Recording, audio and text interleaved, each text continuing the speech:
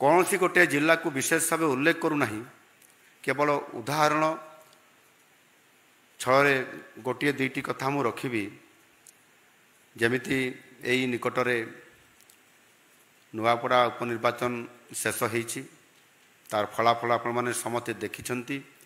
ମୁଁ ଏହାର ରାଜନୈତିକ ଦିଗକୁ ଉଲ୍ଲେଖ କରିବା ପାଇଁ ଚାହୁଁନାହିଁ। ସରକାରଙ୍କର ପାଇଁ ଏହା ପଛରେ ଥିବା ବାର୍ତ୍ତାକୁ ଆମ ସମସ୍ତଙ୍କୁ ବୁଝିବା ପାଇଁ ପଡ଼ିବ। ଆମେ ସମସ୍ତେ ଜାଣିଛୁ ବିଭିନ୍ନ କାରଣରୁ ନୂଆପଡ଼ା ଜିଲ୍ଲା ରାଜ୍ୟର ସବୁଠାରୁ ପଛୁଆ ଅଞ୍ଚଳ ଏବଂ ଅନଗ୍ରସର ଜିଲ୍ଲା ଇଏ, ଏବଂ ଓଡ଼ିଶାର ରାଜଧାନୀ ଭୁବନେଶ୍ୱର ଠାରୁ ବହୁ ଦୂରରେ ଇଏ ଅବସ୍ଥାପିତ ଅଛି। ତେଣୁ ଯେତେବେଳେ ସୁଯୋଗ ଆସିଲା ସେମାନେ ନିଜ ଅଞ୍ଚଳର ବିକାଶ ପାଇଁ ସରକାରଙ୍କୁ ଏବଂ ସରକାରୀ ଦଳକୁ ସମର୍ଥନ କରି ବିପୁଳ ସଂଖ୍ୟାରେ ଭୋଟ ଦେଇଛନ୍ତି।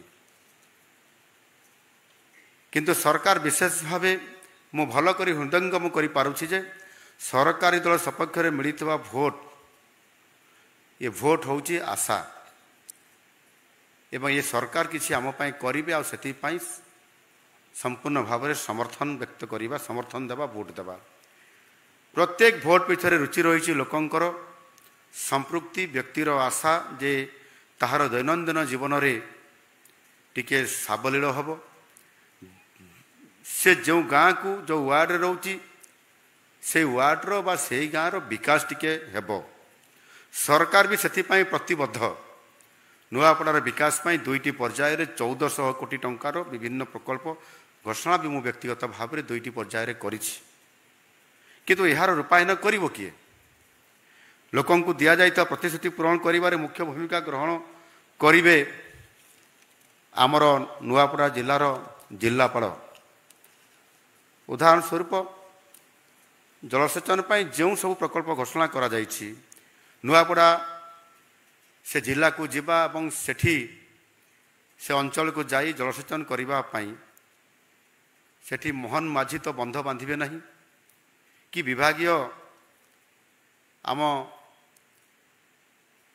ଶାସନ ସଚିବ, ଅତିରିକ୍ତ ମୁଖ୍ୟ ଶାସନ ସଚିବ ସିଏ ସେ ନାଳ ଖୋଳିବେ ନାହିଁ। ଇଏ ଦାୟିତ୍ୱ ଜିଲ୍ଲାପାଳଙ୍କର ପ୍ରତ୍ୟକ୍ଷ ତତ୍ତ୍ୱାବଧାନରେ ହିଁ ହେବ। ସରକାରଙ୍କ ପକ୍ଷରୁ ଏସବୁ କାମକୁ ତ୍ୱରାନ୍ୱିତ ଏବଂ ଧାର୍ଯ୍ୟ ସମୟ ମଧ୍ୟରେ ସମାପ୍ତ କରିବାର ଦାୟିତ୍ୱ ହେଉଛି ଆମ ନୂଆପଡ଼ା ଜିଲ୍ଲାପାଳଙ୍କର।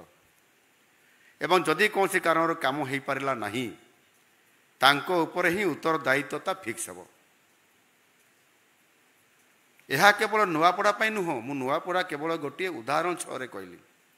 ଉଦାହରଣ ଦେଇକି ମୁଁ କହିଲି ସମଗ୍ର ଓଡ଼ିଶାରେ ଯେଉଁ 30 କୋଟି ଜିଲ୍ଲା ମୁଁ ଯାଇଛି, ଏକାଧିକ ବାର ଯାଇଛି, କେବଳ କେତୋଟି ଜିଲ୍ଲା ଛାଡ଼ିଦେଲେ ବାକି ଜିଲ୍ଲାକୁ ଏକାଧିକ ବାର 3 ଥର 4 ଥର 2 ଥର 5 ଥର ଯାଇଛି, 6 ଥରରୁ ଉପର ଯିବା ଜିଲ୍ଲାଗୁଡ଼ିକର ନାଁ କହିଲି ମୁଁ।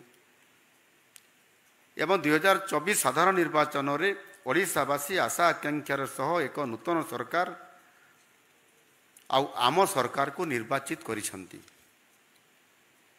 ଏଠି ପ୍ରଶ୍ନ ହେଉଛି ଆମେ କେତେ ଦୂର ସେ ଆଶା ଆକାଂକ୍ଷାକୁ ପୂରଣ କରିବାରେ ସମର୍ଥ ହେଇଛୁ ବା ହେଉଛୁ। ମୋ ମତରେ ଆମ ସରକାର ଅଧିକାଂଶ କ୍ଷେତ୍ରରେ ବିଭିନ୍ନ ପ୍ରତିଶ୍ରୁତି ଏବଂ କାର୍ଯ୍ୟକ୍ରମକୁ ପ୍ରଭାବୀ ଢଙ୍ଗରେ କାର୍ଯ୍ୟକାରୀ କରିଛନ୍ତି ଏବଂ କରୁଛନ୍ତି। ନିର୍ବାଚନ ପୂର୍ବରୁ ଦିଆଯାଇଥିବା ପ୍ରତିଶ୍ରୁତି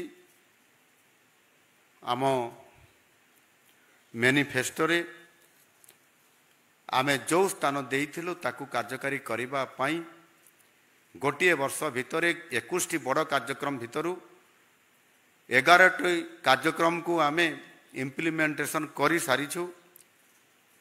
ବର୍ତ୍ତମାନ ଏ 2 ମାସ ଭିତରେ ଆହୁରି 2ଟି କାର୍ଯ୍ୟକ୍ରମ ମଧ୍ୟ ହାତକୁ ଆମେ ନେଲୁଣି।